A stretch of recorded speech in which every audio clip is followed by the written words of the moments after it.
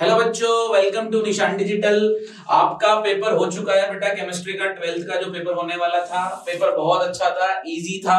ठीक है, सारे क्वेश्चंस आपको टेस्ट सीरीज में से और पूरा का पूरा नोट्स में से मिले हैं। एक भी क्वेश्चन आउट ऑफ सिलेबस नहीं था। सबसे बढ़िया बात यह है कि पेपर बहुत ही इजी था, शानदार था। और जिन भी बच्चों ने निशान की क्लासेस को ज्वाइन किया है, ऑफलाइन या ऑनलाइन या टेस्ट सीरीज के जरिए, उन सभी को यहाँ पर बहुत अच्छे क्वेश्चंस मिले होंगे। यानी कि सारे के सारे ऐसे क्वेश्चंस थे जो कि एक बार किए हुए हैं। तो वहीं से शुरू करते हैं अपन। पहला क्वेश्चन है ये बेटा, मैंने आपको एक दिन पहले, एग्जाम के एक दिन पहले बताया था कि example of an ideal solution. और आइडियल सॉल्यूशन के लिए हम करते हैं mixture of n hexane and n heptane, यानी ए नंबर का ऑप्शन आपका बिल्कुल सटीक बैठता है। ठीक है, अगला पूछा है the strong electrolyte having maximum value of want of factor among the following.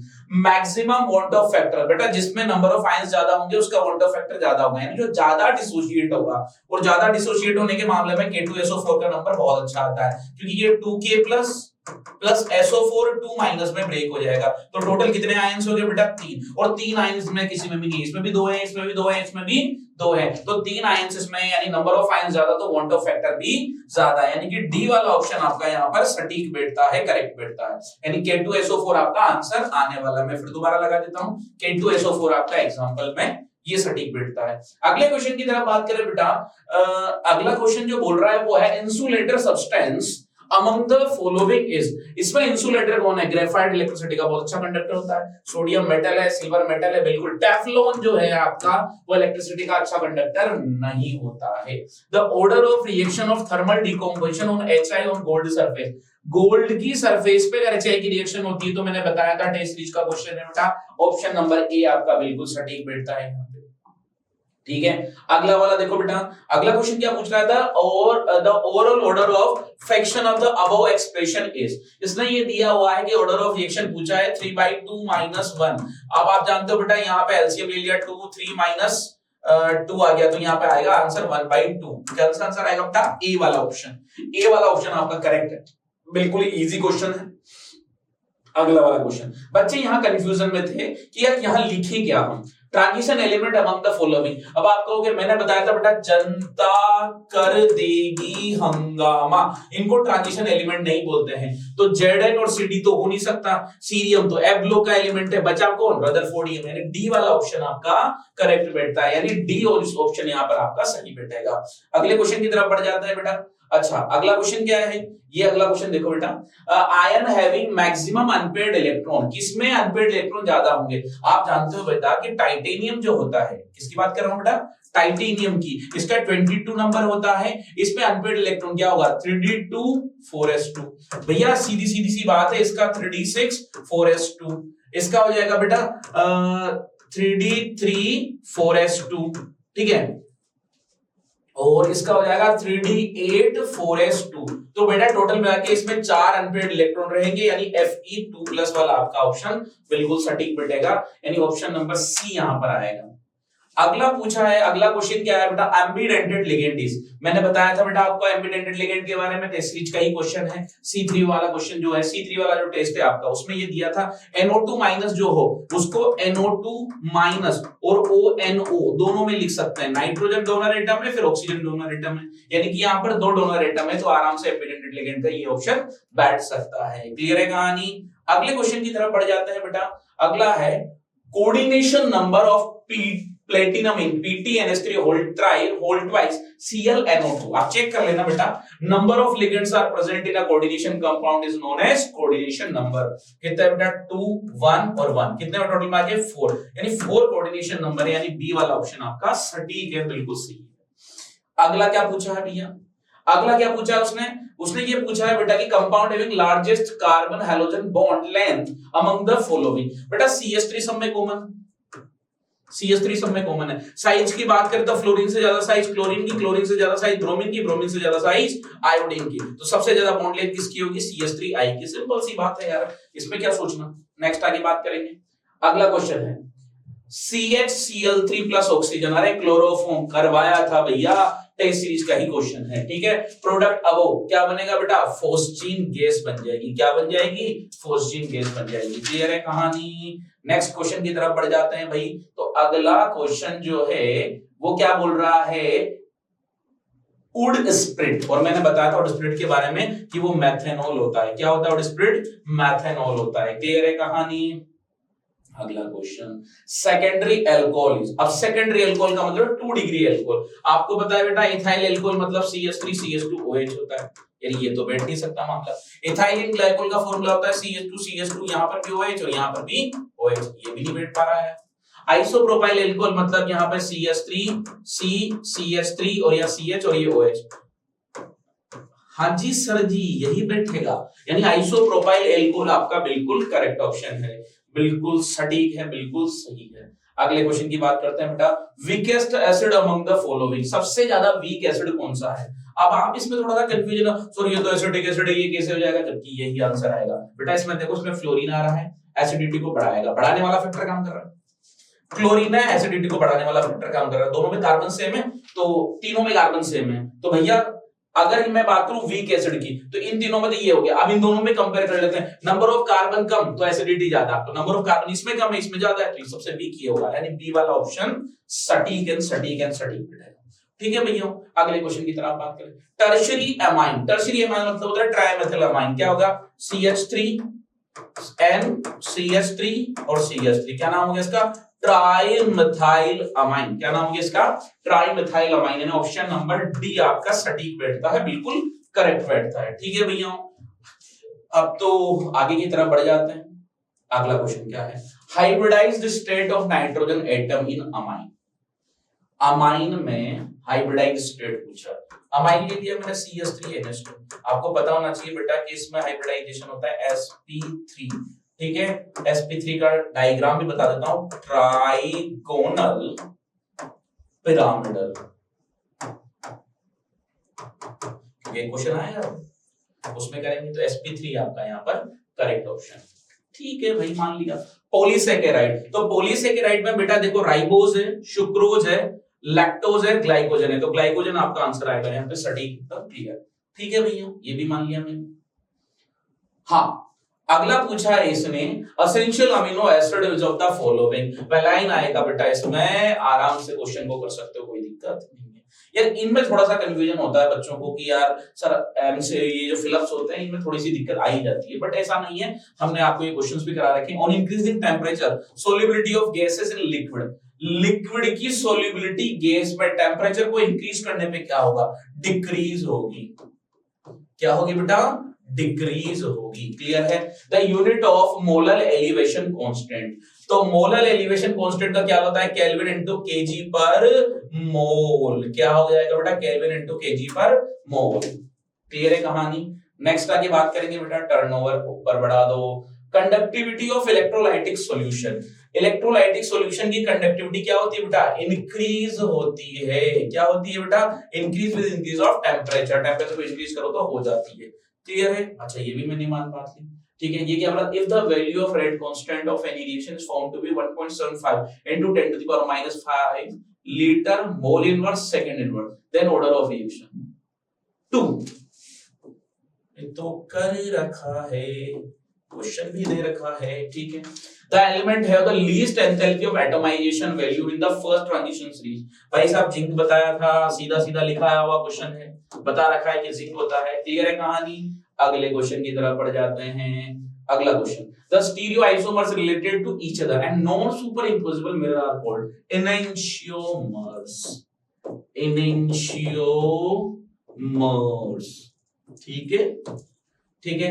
Allele bromide, the formula of allyl bromide, allyl bromide का फॉर्मूला क्या होता है बेटा? मैंने बताया था, जिस पर हैलोजन बॉन्डेड होगा वो तो sp3 हाइब्रिडाइज कार्बन होगा। क्या होगा? sp3। लेकिन जस्ट उसके पास वाला क्या होगा? sp2 हाइब्रिडाइज्ड होगा। क्लियर है कहानी? ठीक है, अगला 40% aqueous solution of formaldehyde used to preserve biological species is known as formalin। क्या बोलते हैं बेटा इसको? फॉर्मेलिन। ठीक है, अगला आ जाओ भैया। क्या पूछा है? The shape of trimethyl amine, यानी ये पूछा है CH3 और CH3 बनाई दी सर आपने, तो क्या है? Trigonal pyramidal. ठीक है। Scurvy disease is caused by deficiency of vitamin C, भाई साहब सी। अगले पे आ जाए। चलो भैया शॉर्ट आंसर टाइप क्वेश्चंस आ गए। क्वेश्चन तो सारे ही थे, अब बताओ यार कोई क्वेश्चन नहीं था, बताओ। Right the solute and solvent gaseous solution. अब गैसियस सॉल्यूशन है तो सोल्यूट हमेशा क्या होगा, सॉल्वेंट क्या होगा देखना। तो एक बात बता दूं आपको बेटा, गैसियस सॉल्यूशन आते हैं सोल्वेंट तो क्या होगा, गैस होगा। सोल्वेंट क्या हो गया, गैस। तो सोल्यूट जो भी होगा लिक्विड देख लेंगे हम। क्लोरोफॉर्म इन नाइट्रोजन गैस, तो नाइट्रोजन सोल्वेंट और क्लोरोफॉर्म आपका सोल्यूट। CHCl3 क्या आएगा बेटा, यहाँ पर आएगा सोल्यूट आ जाएगा CHCl3 क्लोरोफॉर्म। ठीक है, बात सिंपल सी बात है। Write the name of anode used in mercury cell. Mercury में आता है बेटा जिंक अमलगम, जड़ें होता है। क्लियर है कहानी। अगला क्वेश्चन है write the oxidation state of निकल इन NiCO4, और बोला था बेटा करके आना, 0 आएगा आंसर। ठीक है, अगला क्वेश्चन क्या पूछ रहा है, थोड़ा ऊपर ले लो उसको। अगले वाले क्वेश्चन में मजा आ रहा है, मतलब कोई पेपर तो नहीं था ऐसा, आराम से कर सकते हो। Write the formula of calculating spin only formula magnetic moment. Formula होता है mu is equal to under root n into n plus 2।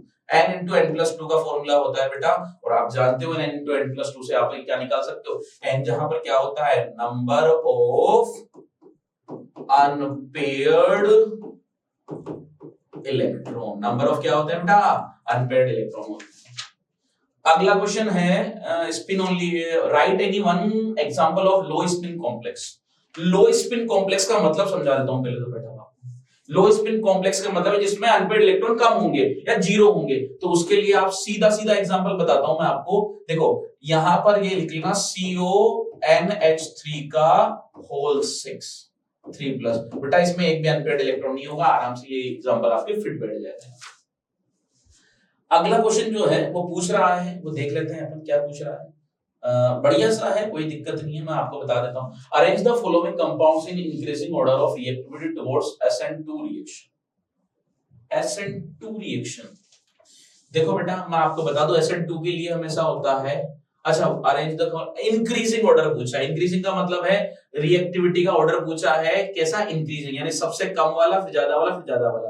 आपको पता है 3 डिग्री से ज्यादा 2 डिग्री होता है, 2 डिग्री से ज्यादा 1 डिग्री होता है, किसमें, SN2 में। ये तो जानते हो ना बेटा, SN2 में होता है। आपको बता दूं मैं, आपको इसको नंबर 1 दे देता हूं, उसको नंबर 2 दे देता हूं, उसको नंबर 3 दे देता हूं। ठीक है, ध्यान से सुनना। ये वाला जो है ये 2 डिग्री, ये वाला जो है ये वाला ये 3 डिग्री है, और ये 1 डिग्री है। तो यहां पर पहले तो 3 वाला आएगा, फिर आपका 2 वाला 1 वाला आएगा, और फिर आएगा आपका 2 वाला।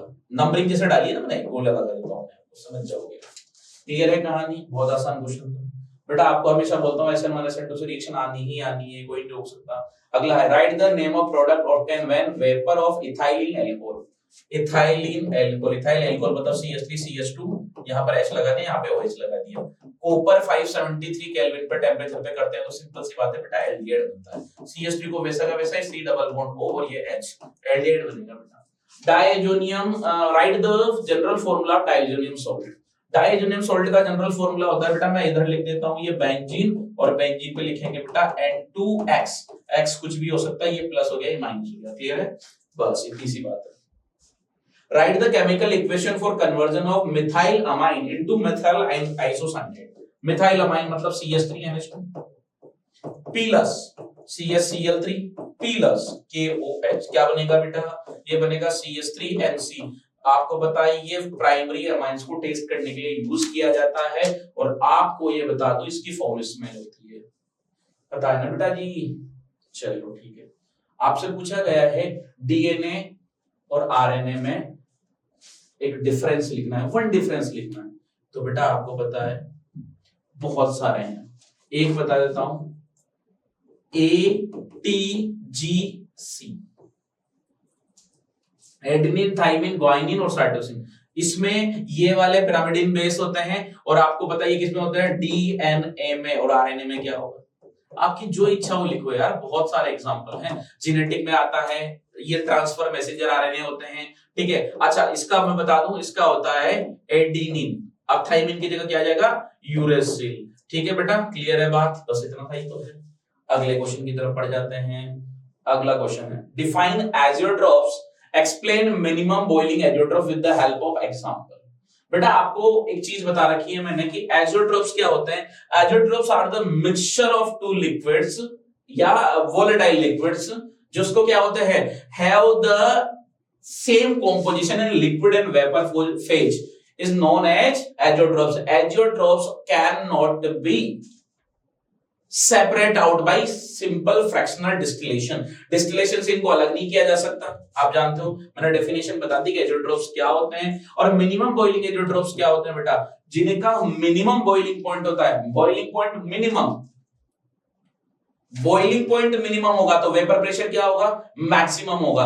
तो वेपर प्रेशर ज्यादा होगा तो बॉइलिंग पॉइंट कम होगा, वेपर प्रेशर ज्यादा होगा। तो ये सारे पॉजिटिव डेविएशन के एग्जांपल है और पॉजिटिव डेविएशन के भर भर के एग्जांपल कर रखे हैं। क्लियर है कहानी? ठीक है, तो एज़ोट्रोप्स समझ में आ गया क्या होता है, करा रखा है, थ्योरेटिकल क्वेश्चन है, आपने कर रखा है सब कुछ। ठीक है, अगला वाला क्वेश्चन है, मैं सीधा वैल्यू पुट कर देता हूं, आंसर तो आपने कर ही लिया होगा। 800 ml of solution was prepared by 16 gram of NaOH in water. Calculate the molarity of solution. Calculate the molarity. Molarity पूछा है बेटा, कैपिटल M का फॉर्मूला होता है मोल्स ऑफ सॉल्यूट यानी 16 डिवाइड बाय 40 और इनटू कर देना आपको 0.80। सोल्व करना, आंसर आ जाएगा इसका। क्लियर है कहानी? अगले क्वेश्चन की तरफ बढ़ जाते हैं। अगला क्वेश्चन क्या बोल रहा है, the value of rate constant for any reaction is 2.31 into 13 second inverse है। Calculate the half life of reaction. अब सेकंड इनवर्स है, इसका मतलब फर्स्ट ऑर्डर रिएक्शन है। फर्स्ट ऑर्डर का फॉर्मूला क्या होता है, K is equal to 0.693 upon T half निकालना है ना, T हाफ, तो T half is equal to 0.693 upon K और 0.693 divide by 2.31 into 10 to the power minus 13 कर दो, सोल्व कर लो, आंसर आ जाएगा बेटा। कंप्लीट कैलकुलेट कर लेना फर्स्ट ऑर्डर रिएक्शन के लिए। अगले क्वेश्चन की तरफ बढ़ जाते हैं बेटा।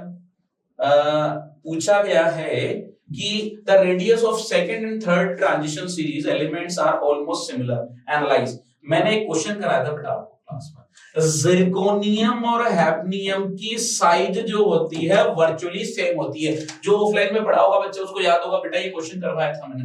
जिरकोनियम और हैफनियम की साइज वर्चुअली सेम होती है ड्यू टू लेंथेनॉइड कॉन्ट्रैक्शन। क्या होता है बेटा, लेंथेनॉइड कॉन्ट्रैक्शन। ठीक है बेटा, आपको बता रखा था वर्चुअली सेम होता है। ठीक है, क्लियर है कहानी? Right the IUPAC name of the following coordination compound. क्या पूछा है बेटा, कोऑर्डिनेशन कंपाउंड का नेम पूछा है यार। सिंपल सी बात है, लिखने का तरीका बता देता हूं आपको। क्या होगा, देखो ध्यान सुनना, क्या आएगा,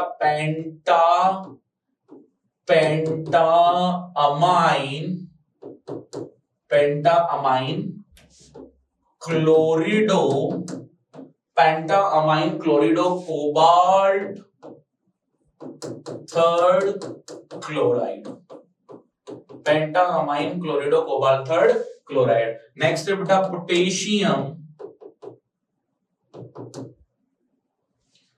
ट्राइऑक्सीलेटो एल्यूमिनेट थर्ड। आसान था, कोई दिक्कत नहीं।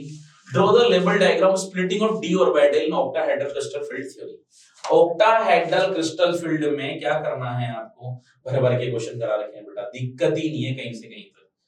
ऐसा करता हूं, इसको यहां बना दूं यहां पे। ठीक, देखो बेटा ये होता है आपके पास, अब बना क्या होता है, अच्छे से बना क्या हो, कितना है 1 2 3 4 5, ये बता देता हूं, 5 है ना पूरे टोटल मिला के, 2 2 4 5। एवरेज एनर्जी, थोड़ा सा लिगेंड इसको अप्रोच करेगा और एवरेज एनर्जी बढ़ जाएगी। एवरेज एनर्जी के बाद स्प्लिटिंग हो जाएगी, तो स्प्लिटिंग होगी तो 2 ऑर्बिटल ऊपर और 3 ऑर्बिटल नीचे आ जाएगा। इसे बोलूंगा Eg और ये हो जाएगा बेटा T2G और ये हो जाएगा बेटा यहाँ पे CFSE। इसे बोलते हैं crystal field stabilisation energy. Clear है कहानी? बहुत अच्छे से समझा रखा है, कोई दिक्कत नहीं है। Why are the aldehyde are more reactive towards nucleophilic addition reaction than ketone? अरे भैया खूब कर रखा है क्वेश्चन, कहाँ दिक्कत है यार? आपको पता है ये कीटोन है, CH3 C double bond O CH3, steric hindrance वाला मामला है ना भाई, CH3 CH2 C double, CH2 C double bond O और ये H, इधर हाइड्रोजन है, इधर 2 बल्कि ग्रुप में यार, कैसे रिएक्शन करवा देगा बताओ आप? रिएक्टिविटी कम हो जाएगी ना इसकी बेचारे की। क्लियर है कहानी? बताओ, बोला था ना बेटा बॉक्स वाले क्वेश्चन हमेशा पढ़ के जाना। एनसीईआरटी में मैंने बोला था कि कुछ बॉक्स वाले क्वेश्चन हैं उनको जरूर जरूर पढ़ना। सक्सेनिक एसिड का फॉर्मूला होता है बेटा सीधा सीधा है कार्बन कार्बन CH2 लिख दूंगा, CH2 लिख दूंगा और COOH, यहां भी COOH, ठीक है। मतलब 4 कार्बन, ऊपर भी एक COH, नीचे भी एक COH। पैथोलिक एसिड बेटा, पैथोलिक एसिड का फॉर्मूला तो बहुत सिंपल है, C डबल बॉन्ड OH और C double bond OH। Clear है कहानी। रेजोनेटिंग स्ट्रक्चर बनानी है एनिलीन की। बसंत बिहार वालों क्वेश्चन करवाया था ना लास्ट में, सभी को करवाया था बेटा। सिंपल सी बात बता दूं आपको, ये वाले क्वेश्चंस मैंने आपको जब आपकी 12th स्टार्ट हुई थी उसी टाइम सबसे पहले मैं यही काम कराता हूं। मैंने कहा जनरल जितनी भी है सारी चीजें आप पढ़ लो बेटा, ठीक है। तो जनरल केमिस्ट्री में ये सब चीजें पढ़ाता हूं। एनिलीन का डायग्राम आपको पता है बेटा, ये है एनिलीन, ये NH2 लोन पेयर है बेटा, ये यहां पर करेगा, ये यहां पर कर देगा। याद आया कुछ? रेजोनेटिंग स्ट्रक्चर थोड़ी सी बता देता हूं बस, और बाकी तो आपने कर ही दिया होगा, मुझे पता सूरमा हो तुम सबके सब, ठीक है। और यहाँ पे आ जाएगा बेटा, ये यहाँ आ जाएगा, यहाँ पे double bond NH2 lone pair आ गया, यहाँ पे ये डबल बॉन्ड आ गया, पॉजिटिव चार्ज आ जाएगा, ठीक है। ये यहाँ शिफ्ट हो जाएगा तो ये यहाँ शिफ्ट हो जाएगा। याद है ना बेटा, सब जानते हो, कोई दिक्कत नहीं है। फिर रेजोनेटिंग स्ट्रक्चर बढ़ाते जाना, कोई दिक्कत नहीं है। प्रोटीन के विकृतीकरण, सॉरी मैं तो एक्सप्लेन करूंगा ना इसको, डीनेचुरेशन ऑफ प्रोटीन को। तो डीनेचुरेशन ऑफ प्रोटीन का मैंने बताया था बेटा कि प्रोटीन में फिजिकल और केमिकल चेंजेस हो जाते हैं, यानी पीएच वगैरह चेंज कर देते हैं या टेम्परेचर चेंज कर देते हैं, जिससे उनकी बायोलॉजिकल एक्टिविटी लूज हो जाती है, जिसे डीनेचुरेशन ऑफ प्रोटीन बोलते हैं। बढ़िया से करवा रखा है क्वेश्चन कंप्लीटली। आप टेस्ट सीरीज मिला के तो देखो, मिल गए लगभग लगभग सारे। अगले पे आ जाते हैं बेटा, सेक्शन सी में आ जाते हैं। अब क्या पूछ रहा है? Right any to differences between order of reaction and molecularity of reaction. मैंने बोला था बेटा 3 डिफरेंस याद करके जाना, जिसमें से एक डिफरेंस पक्का आएगा, तो वही देख लो आपके to write any two order of reaction and molecularity. मैं बोल के बता देता हूं आपको।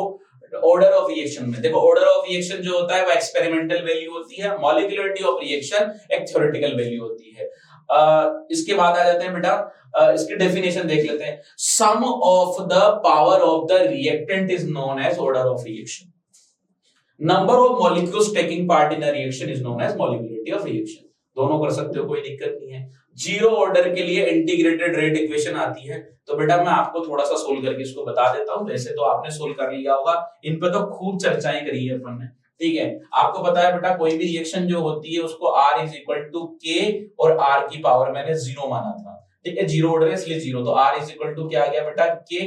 आप क्या करते हो, minus dr by dt is equal to क्या लिखते हो बेटा K। तो minus dr is equal to क्या लिखते हो बेटा K dt, क्या लिखते हो बेटा K dt। फिर इसको इंटीग्रेट किया था आपने, dr का इंटीग्रेशन करवाया था और dt का इंटीग्रेशन करवाया था, K बाहर निकाल दिया था, dt का इंटीग्रेशन करवाया था, माइनस साइन इधर भेज दिया। dr का इंटीग्रेशन तो r हो जाता है बेटा, और यहाँ पे क्या जाएगा minus K t plus C। याद आया कुछ? ठीक है। अरे आसान सी भाषा में समझाऊं तो सीधा सीधा क्या हो जाएगा, सोली कर देते हैं ना यार, अब कहां दिक्कत आ रही है। तो क्या आ जाएगा बेटा, अब t की वैल्यू है क्या रख दूंगा मैं, t इज इक्वल टू 0 पर। देखो r की वैल्यू क्या हो जाएगी, r not is equal to c। तो c की वैल्यू क्या रखूंगा तो आंसर क्या आएगा, r is equal to minus k t plus r not. तो आपको पता है आंसर क्या आएगा, final answer r not minus r is equal to k t।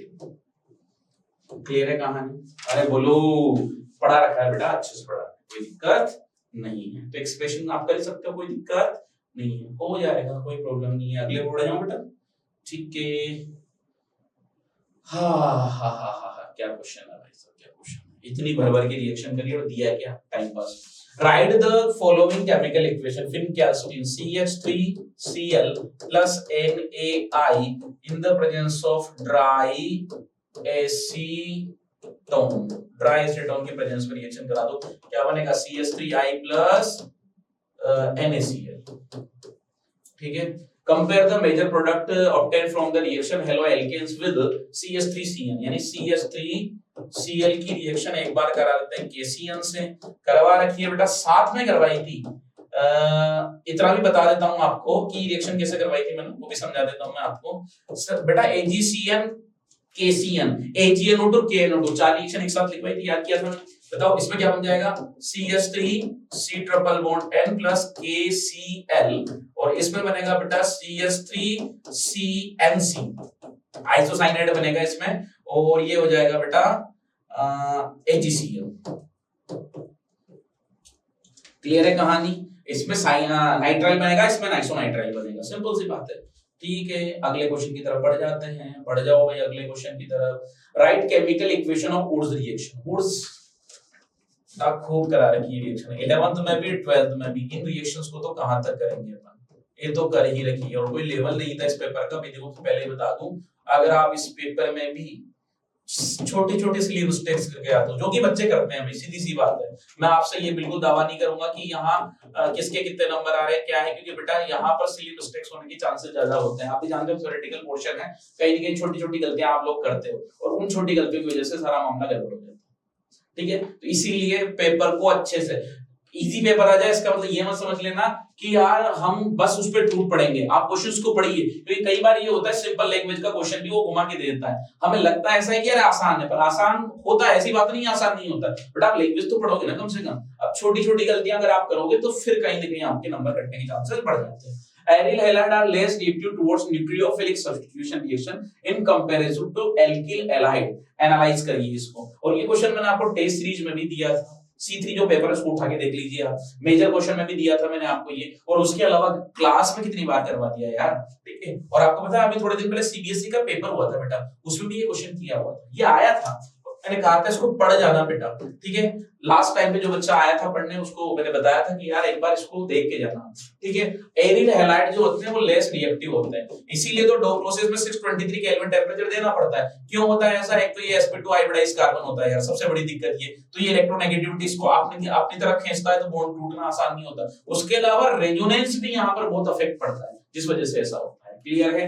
बस समझ में आ गई बात, अगले क्वेश्चन पे बढ़ जाते हैं। क्वेश्चन नंबर 16 है, write the name of aldehyde obtain from vanilla beans. भाई साहब ये वनीला बीन्स वाला है। अरे बेटा एक बात बताओ, वनीला बीन्स समझ लो ना, ध्यान से समझना, इस क्वेश्चन को ट्रिक के हिसाब से भी कर सकते थे आप, कैसे करना था ध्यान से सुनना। एक बात बताओ यार, वनीला बीन्स मतलब वनीला यानी एसेंस मतलब खुशबू, और खुशबू के लिए हम एरोमेटिक एल्डिहाइड यूज करते हैं। कौन सा एल्डिहाइड यूज करते हैं? एरोमेटिक, और एरोमेटिक एल्डिहाइड का सबसे बढ़िया एग्जांपल है CH2 यार। ठीक है, उसके अलावा यहाँ पर OCH3 आएगा और यहाँ पर OH आ जाएगा। अगर आप बेंजील्डिहाइड भी लिख के आते तो भी आपका करेक्ट आंसर माना जाता, क्योंकि आपने एरोमेटिक एल्डिहाइड के बारे में लिखा है, सीधी सीधी बात है। ठीक है, अगला क्वेश्चन है, complete the following chemical equation, right the main product. बेटा यहाँ पर हाइड्रोजन को मैं ऐसे लिख दूं क्या? HCl बाहर निकल जाएगा, क्या बनेगा? बेंजीन रिंग पे C डबल बॉन्ड O और ये H, रोसेनमॉन्ड रिएक्शन। रोसेनमॉन्ड रिएक्शन जानते हो ना, क्या हो जाएगा बेटा यहाँ पर? अच्छा ये तो डीकार्बोक्सिलेशन रिएक्शन है, CH4 बन जाएगा प्लस CO2 प्लस CO2 और सॉरी CH4 प्लस Na2CO3, क्या बनेगा बेटा? Na2CO3। क्लियर है कहां? HCl भी लिखो क्या? ये लो भैया, ये लो यार, तुम खुश रहो बस, अगले में पड़ जाए भैया, अगला आ जाओ। ना write the name of aldehyde obtain from मेडोसल्फेट। अरे भाई साहब ये खत्म कर, ठीक है। एनहाइड्रस AlCl3, बेटा यहां से HCl बाहर निकालो, ठीक है, एलाइलेशन बन गया ये एसिटोफिनोन CH3, ठीक है। अच्छा LiLH4 H3O प्लस की प्रेजेंस में रिएक्शन करवा रहे हैं बेटा, एल्कोहल बना दो, CH3 CH2OH। क्लियर है कहानी? ठीक है, अगले क्वेश्चन की तरफ बढ़ जाते हैं। अगला क्वेश्चन क्या बोल रहा है? हाँ भाई साहब यहाँ इलेक्ट्रोड पोटेंशियल। इलेक्ट्रोड पोटेंशियल जो होता है वो डिफाइन होता है electrode potential difference between electrode and electrolyte. Electrode और इलेक्ट्रोलाइट के बीच में जो पोटेंशियल डिफरेंस जनरेट होता है उसे क्या बोलते हैं? उसे बोलते हैं electrode potential. Level diagram fuel cell का बनाना है बेटा, आपको बताता है एनोड कैथोड के बारे में। यहाँ पर ये देखो, इसको दे दिया मैंने यहाँ पर हाइड्रोजन H2 गैस, यहाँ पे ऑक्सीजन गैस दे दिया, तो मेन प्रोडक्ट क्या निकलता था बेटा? यहाँ पर H2O। फ्यूल सेल के बारे में बताया था, ये एनोड की तरह काम करेगा, ये कैथोड की तरह काम करेगा, सिंपल सी बात है। अगला question solution of CuSO4 was electrolyzed with the current of 1 ampere for 15 minutes. Calculate the mass of copper deposited at the anode, at the cathode. भाई साहब क्वेश्चन करवाया था, मैंने कहा था बेटा W इक्वल टू ZIT वाला फॉर्मूला लगाना है. Z का मतलब होता है E by F, I into T. E का मतलब इक्विवेलेंट वेट 63.5. इक्विवेलेंट वेट का मतलब क्या होता है? Molar mass divide by valence factor, और ये होता है डिवाइड बाय 2. F की जगह लिखूंगा 96500, I की जगह लिखूंगा 1 एम्पियर, और टाइम जो है उसको मिनट है उसको सेकंड में चेंज कर लो बेटा. 15 into 60 आंसर आ जाएगा. क्लियर है कहानी? सीधी सीधी आराम से कर सकते हो, कोई दिक्कत नहीं है. अगले पे आ जाओ. हाँ भाई, डिफाइन सेल पोटेंशियल. सेल का पोटेंशियल क्या है, कैसे पता करते हो? E not cell, E cathode minus E anode. Nernst equation से निकाल सकते हो. स्टैंडर्ड इलेक्ट्रोड पोटेंशियल की बात करूंगा तो ई नॉट शेल क्या होता है? E cell is equal to, E not cell is equal to E cathode minus E naught anode. ठीक है, ये तो पोटेंशियल इसका हो जाएगा. ठीक है, और ई नॉस्ट इक्वेशन से ई शेल का निकालना होगा तो सीधा सीधा क्या करेंगे, यहां पर आ जाएगा बेटा E is equal to E cell is equal to E not cell minus 0.059 divided by n log base 10 anode की कंसंट्रेशन डिवाइडेड बाय कैथोड की कंसंट्रेशन. क्वेश्चन का सेल पोटेंशियल, किसी भी सेल का पोटेंशियल निकालना हो तो फॉर्मूला लगा सकते हो, कोई दिक्कत नहीं. Level diagram of standard hydrogen electrode. बेटा आपको स्टैंडर्ड हाइड्रोजन इलेक्ट्रोड के लिए बताया था मैंने, प्लेटिनम की सरफेस होती है जिस पे हाइड्रोजन गैस ऐसे करके यहां से आती थी, याद करो, और प्लेटिनम की सरफेस पे टूट जाती है.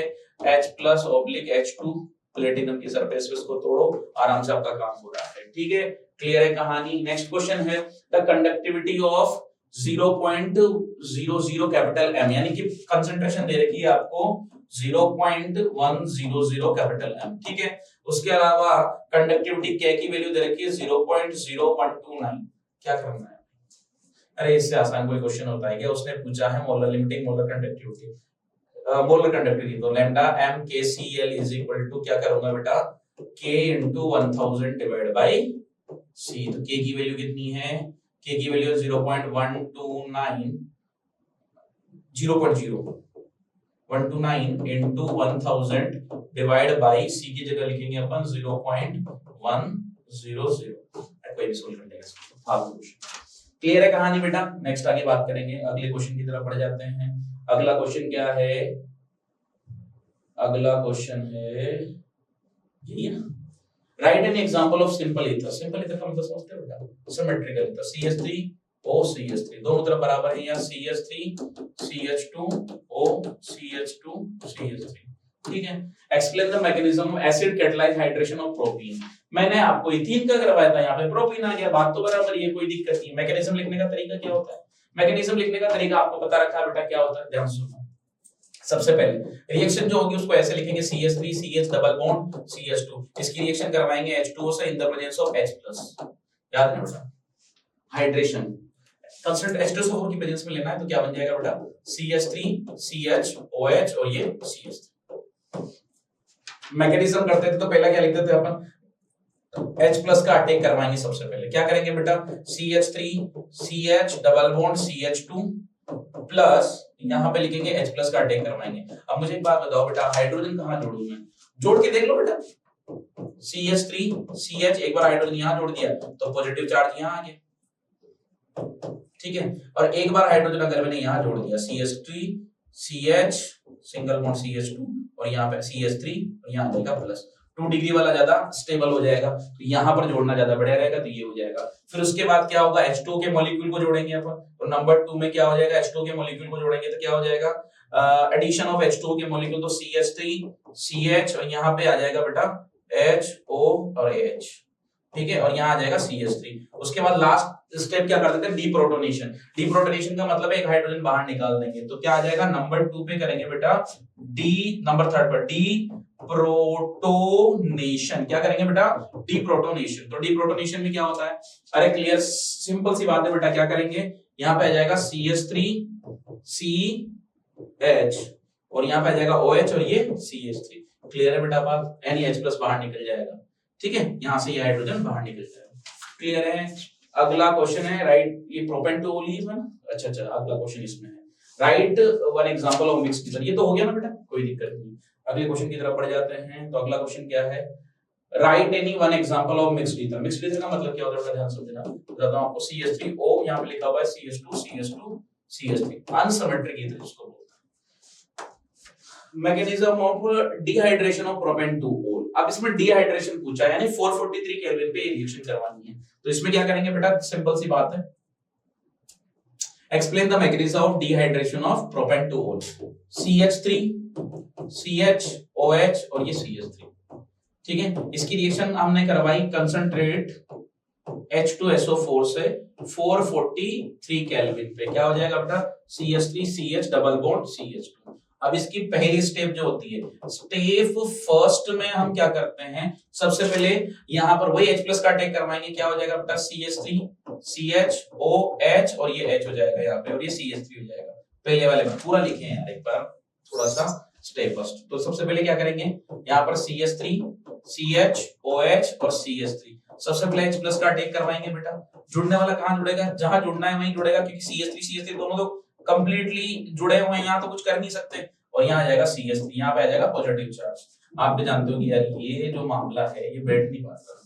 अब क्या होगा, अब सिंपल सी बात है, H2 के मॉलिक्यूल को हम क्या करेंगे, यहाँ से बाहर निकालने का काम करेंगे, ठीक है। यहाँ से आ गया HOH आ गया बेटा, ठीक है, तो HOH आ गया, ठीक है। दूसरी स्टेप नंबर 2 क्या आ जाएगा बेटा, CH3 CHOH और ये H, ठीक है, और यहाँ पे आ जाएगा CH3, ठीक है। अब क्या करेंगे, यहां से भैया हो, एक तो सिंपल सी बात है, मैंने क्या कर दिया, CH3 CHOH और CH3, यहाँ पर मैंने H प्लस का अटैक कर दिया, तो यहाँ पर हाइड्रोजन लग गया, H2O बन गया, ठीक है। अब यहाँ से क्या करेंगे, अपन H2O के मॉलिक्यूल को बाहर निकाल देंगे, तो CH3 CH प्लस और ये यहाँ पर आ जाएगा बेटा H2O का मॉलिक्यूल HOH, यहाँ H भी तो है, ठीक है। अब क्लियर है, यहाँ से H2O का मॉलिक्यूल बाहर निकल जाएगा, तो यहाँ बन जाएगा,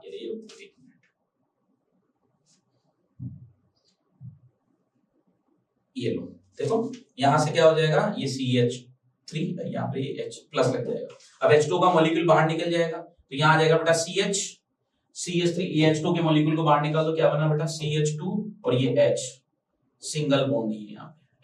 ऐसा मैंने क्यों रखा, उसका रीजन बताता हूँ। अभी अब ये आ गया बेटा CH3 CH और ये CH3 आ गया, ठीक है, ध्यान सुनना, ये अलग है इसको। अब क्या करेंगे, स्टेप नंबर थर्ड,